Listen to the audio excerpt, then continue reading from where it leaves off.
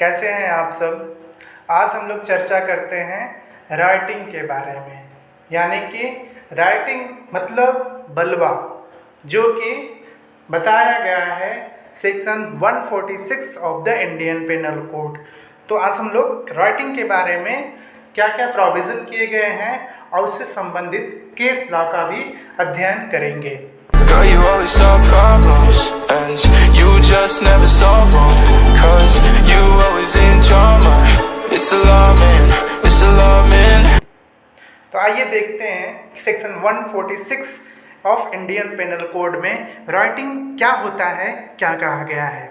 तो according to section 146 of the Indian penal code, whenever force और violence is used by an unlawful assembly or by any member thereof in prosecution of the common object of such assembly, every member of such assembly is guilty of the offense of writing। कहने का आशय यह है कि जब कभी force और violence used किया जाता है, किसके द्वारा? बाय एन अनलॉफुल असेंबली, एक विधि विरुद्ध जमाव के द्वारा, और बाय एनी मेंबर देयरऑफ, यानी कि any member of unlawful assembly के द्वारा फोर्स और वायलेंस यूज्ड किया जाता है in prosecution of the common object of such assembly, यानी कि उनके सामान्य उद्देश्य को अग्रसर करते हुए उनके द्वारा फोर्स और वायलेंस यूज्ड किया जाता है, then every member of such assembly is guilty of the offence of rioting. तब प्रत्येक व्यक्ति जो उस विधि विरुद्ध जमाव का सदस्य है, उसे बलवा के लिए दंडित किया जाएगा। आइए देखते हैं कि क्या इसेंशियल एलिमेंट हैं राइटिंग के। Then according to section 146 of the Indian penal code, there are following essential element of rioting. First, the accused persons must be 5 or more in number and form an unlawful assembly, यानी कि accused person की संख्या कम से कम 5 या 5 से अधिक होनी चाहिए, जिनके द्वारा एक अनलॉफुल असेंबली फॉर्म की जा रही हो।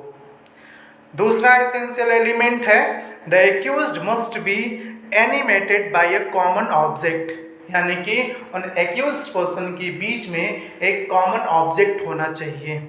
तीसरा, द फोर्स और violence must be used by the unlawful assembly और any member thereof in prosecution of the common object, यानी कि फोर्स और वायलेंस उन व्यक्तियों के द्वारा जो अनलॉफुल असेंबली के सदस्य हैं या फिर किसी सदस्य के द्वारा जो अनलॉफुल असेंबली का सदस्य है, वायलेंस और फोर्स यूज किया जाना चाहिए। तब यह कहा जाएगा कि इनके द्वारा धारा 146 में वर्णित राइट किया गया है, बलवा किया गया है।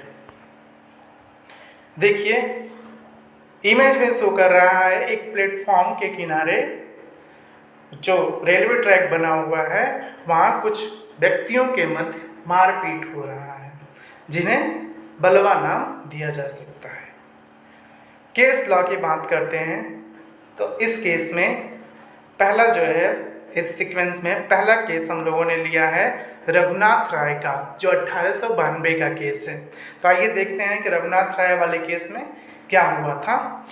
इन this case several Hindus forcibly removed an ox and 2 cows from the possession of Mohammedan, not for the purpose of causing wrongful gain or wrongful loss, but for the purposes of preventing the killing of the cows। इस case में कुछ हिंदू व्यक्तियों को के द्वारा एक सांड और 2 गाय जो कि एक मोहम्मदन व्यक्ति के कब्जे में थी, वहाँ से रिमूव किया गया, हटाया गया। क्यों? पर्पस नहीं था कि उसको रॉन्गफुल लॉस या रॉन्गफुल प्रॉफिट कराया जाए, रॉन्गफुल गेन कराया जाए, बट उसके पीछे पर्पस ये था कि उन लोगों को ये लगता था कि ये गाय किसी मोहम्मदन व्यक्ति के कब्जे में है, अतः इसकी हत्या कारित की जा सकती है, इसलिए उसको बचाने के लिए हिंदू व्यक्तियों के द्वारा गायों को हटाया गया था। मामला कोर्ट में पहुंचा, सारी चीज़ें राइटिंग की फुलफिल हो रही थी। Then in this case the court held guilty for committing rioting to all Hindus. तो इस केस में हिंदुओं को दंडित किया गया बलवा कारित करने के लिए। दूसरा केस हम लोगों ने लिया है जयराम महतो का। यह केस 1907 का है। देखते हैं कि जयराम महतो वाले केस में क्या हुआ था। इन this case the accused and party accompanied with B went armed with lathis to fish in a tank in which B had some share. The complainant, who too had a large share in the tank, went there with some of the co-sharers to protest on the ground that the accused had no share in the tank. A fight ensued, in the course of which some of the complainant parties received injuries. It was held that the accused were guilty of rioting and voluntarily causing grievous hurt. यानी कि इस case में एक tank था जिसमें मछली पालन किया जा रहा था। बहुत सारे उसमें को शेरर थे। तो एक शेरर के द्वारा कुछ व्यक्तियों के साथ मिलकर उस टैंक पर मछली लेने के लिए आया गया। दूसरी दिशा से दूसरे शेरर के द्वारा कुछ और को शेरर को लेते हुए विरोध करने के लिए आया गया कि उसमें दूसरे पक्ष का कोई शेयर नहीं है। दोनों पार्टियों के मध्य कुछ कहासुनी हुई और इसी अनुक्रम में मारपीट हुई, जिसमें कंप्लेनेंट पार्टीज को कुछ इंजरीज यानी कि कुछ चोटें कारित हुई। मामला कोर्ट में पहुंचा और इस मामले में कोर्ट ने उन सारे विपक्षियों को जिनके द्वारा वायलेंस ऑफ फोर्स यूज किया गया उनको राइटिंग के लिए दंडित किया। It was held that the accused were guilty of rioting and voluntarily causing grievous hurt.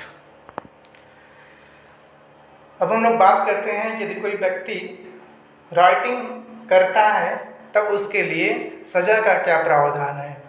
Section 147 of the Indian Penal Code talks about the punishment for writing. According to Section 147 of the Indian Penal Code, whoever is guilty of writing shall be punished with imprisonment of either description for a term which may extend to 2 years or with fine or with both। यानी कि जो कोई व्यक्ति writing के लिए guilty होगा उसे 2 साल तक की सजा दी जाएगी, जो साधारण कारावास भी हो सकेगा, जो कठोर कारावास भी हो सकेगा, या उसे जुर्माने से या तो दोनों से दंडित किया जा सकेगा। सेक्शन 148 बात करता है writing armed with deadly weapon, यानी कि यदि कोई बल्लवा घातक हथियारों से सुसज्जित होके किया जाए तब क्या दंड का प्रावधान है उसको देखते हैं। According to section 148 of the Indian penal code, whoever is guilty of writing being armed with a deadly weapon or with anything which used as a weapon of offense is likely to cause death shall be punished with imprisonment of either description for a term which may extend to 3 years or with fine or with both। यानी कि section 148 में बात किया गया कि जब किसी व्यक्ति के द्वारा घातक हथियारों से सुसज्जित होकर बलवा किया जाता है तब जो सजा उसे दी जाएगी वह अधिकतम 3 वर्ष तक हो सकेगी, जो साधारण कारावास में भी हो सकेगा, जो कठोर कारावास में भी हो सकेगा, या उस पर जुर्माना लगाया जा सकेगा या जुर्माने अथवा इम्प्रिजनमेंट दोनों से दंडित किया जाएगा। तो ये हम लोगों ने एक ब्रीफ स्टडी किया राइटिंग के बारे में और उससे संबंधित क्या केस लॉ है, और यदि कोई व्यक्ति राइटिंग करता है तो उसे कितनी मात्रा में दंड दिया जाएगा। तो बहुत बहुत धन्यवाद दोस्तों आप सबको।